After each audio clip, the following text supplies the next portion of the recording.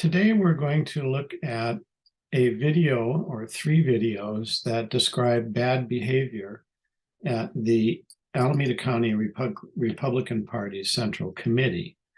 Now, the star of the show is Katherine Piccinini, a member of the committee, but you will not see very much of her because most of the talking is done by Chairman Hugh Bussell.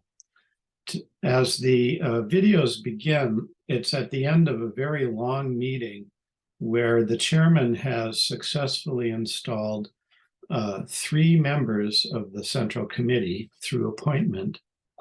And that's an unusually large number to appoint at one time, but the chairman is concerned about his control of the committee, so he wants to appoint friendly members. And then at the very end, with about 10 minutes left in the meeting, Katherine Piccinini asked to appoint an alternate for herself. She lives rather far from the meeting location, and she would like to have someone else who can represent her rather than her make the long drive to attend. And that's where the trouble starts, because the chairman does not for some reason, like member Piccinini, he always mispronounces her name and asks, "Are you really a member of the committee?" and so on. I mean, it's really demeaning behavior.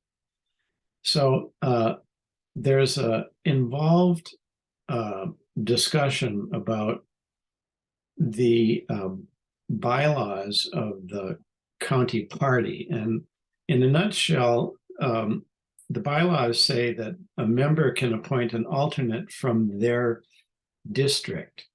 And Katherine lives outside the county, so it's debatable exactly what her district is. I mean, her legislative district spans Contra Costa County and Alameda, and she's arguing that she should be able to appoint somebody from anywhere inside the county. And the chairman, for some reason, doesn't want to do that. Now, what difference does it make, right? It's an alternate. Give the lady a break.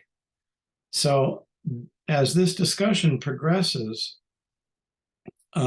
you'll see the chairman have three outbursts at his favorite whipping boy, which is me. So the first one, in the middle of talking to member Piccinini, the chairman just starts yelling at me. I'm sitting in the front row there. And he's unhappy with me because I raised a point of order. And during that temper tantrum, you will also hear someone in the committee yell, "Quiet, Gertcher," which is my name. But he doesn't pronounce my name correctly. For some reason, the chairman always and his followers always have trouble pronouncing the names of people they don't like. So the person who tells me to keep quiet is a man named David Durham, who always sits in the very back row by the door.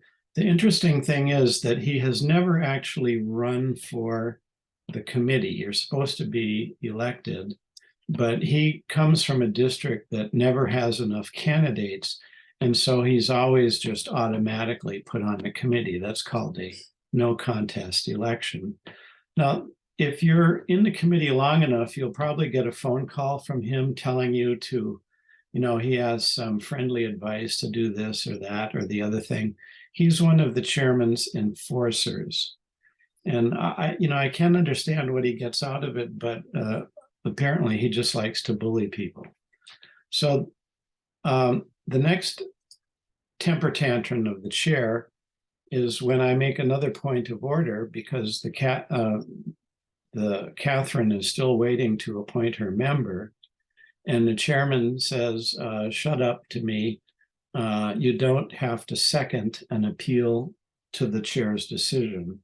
So this is, again, a technical part of Robert's rules. The chair pretends to be an expert on parliamentary procedure, but he really doesn't know anything about it, because if you look in the rule book, it says clearly that appealing the decision of the chair does require a second.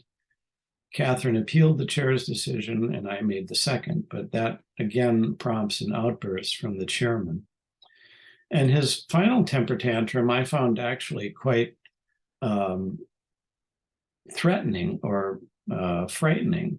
The chair left the podium and decided to walk over directly at me. You can see I'm leaning back there. I don't have any hair left. The chairman's a much younger man and he's standing up, threatening me with some kind of behavior unless I stop raising a point of order. And then at the end, the chairman, I tried to diffuse the situation by saying, well, can I take a picture of this? Can I, please don't hit me, or please do hit me if you want to, and I'll take a picture of that. Well, that brings the chairman to his senses and he finally withdraws. But as a good propagandist, the chairman turns my words around and says, well, actually, I am the one who hits people. So unless you've been attending the committee and paying attention to what goes on there, you have no idea what the chairman is talking about. And you just remember that he accuses me of hitting people. But luckily, I took videos, and I have here a video from August 17th. This is what the chairman is referring to when the vice chair tried to hit me. So actually, I was the one who was threatened back on with injury on August 17th. And instead, the chair has turned that around and threatened me as the aggressor. So this kind of behavior is something that you'll see repeated again and again at the Alameda County Central Committee. Cleverly turning things around to depict people as evil or bad or malevolent or something like that. Now, at the very end, of course, Katherine doesn't get to make her appointment. The chair wastes a full 10 minutes discussing whether or not she's going to be able to make this appointment. And then finally, what happens at the very end is that the time runs out and the meeting is adjourned.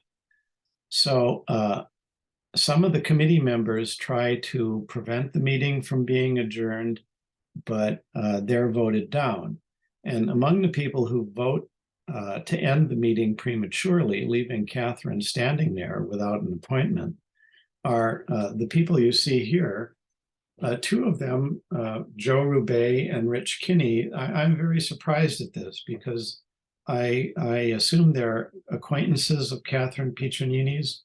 They live in the same county, Contra Costa, and she's a prominent leader of women's Republican group up there. So I don't know why they would be so nasty to her, but they do vote to terminate the meeting, and she's standing there without her alternate. So next meeting, she'll have to make the long drive again. And by the way, I don't hear these guys volunteering to drive her back and forth.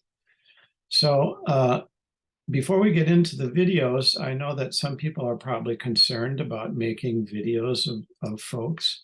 So I'll just point out that I attend the San Francisco Opera. It's a very good opera. If you're interested in opera, you should definitely go. The tickets are very expensive. It's not a public place by any means because it costs a lot of money to attend the performances.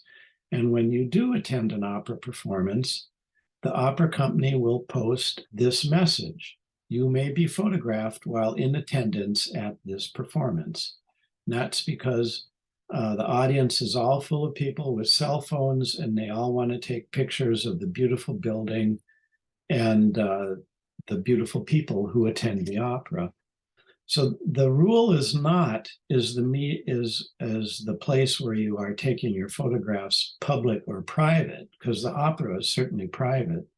The rule is if you have an expectation of privacy.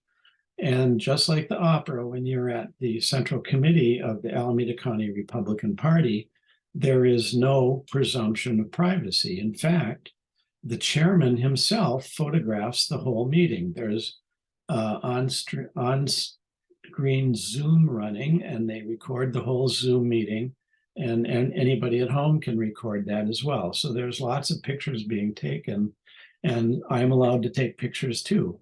Now, luckily at this meeting, I didn't take pictures, but two people did, and you can watch them now in videos following this one. There's a short version of video one, which just has the chairman's temper tantrums. I've also posted the raw footage of video one, so you can watch the whole thing right up to the end where Joe Roubaix and Rich Kinney disrespect Katherine Piccinini and shut the meeting down while she's standing there trying to appoint an alternate. And then there's another person also took a video of portions of the end of the meeting, and you can look at that in video number 2. So enjoy.